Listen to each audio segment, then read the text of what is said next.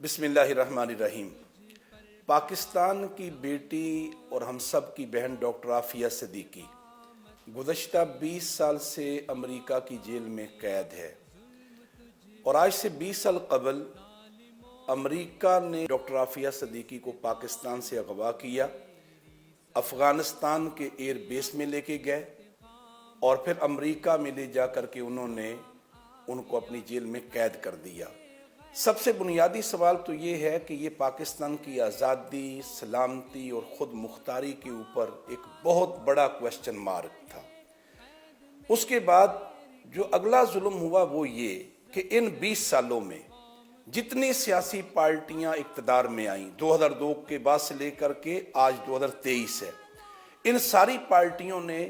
जब ये इक़्तिदार से बाहर होते हैं तो ये डॉक्टर आफिया सिद्दीकी का नाम भी लेते रहते हैं, रिहाई की बात भी करते हैं और उनका नाम लेकर के कौम के जज्बात को एक्सप्लॉइट भी करते रहे हैं।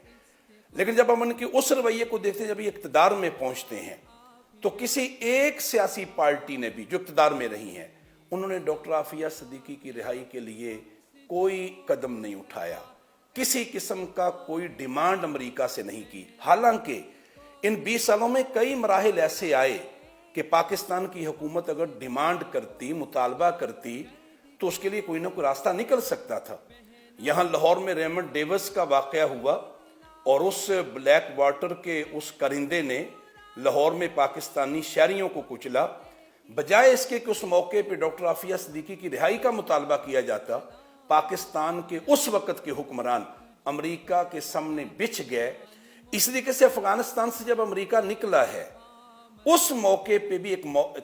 मौका कि पाकिस्तान उस मौके पे अमेरिका से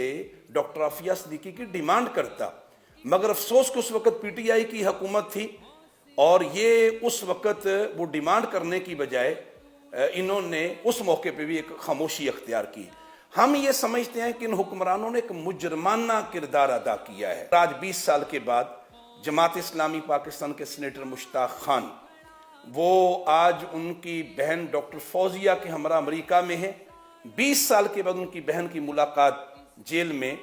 डॉक्टर आफिया के साथ हुई है।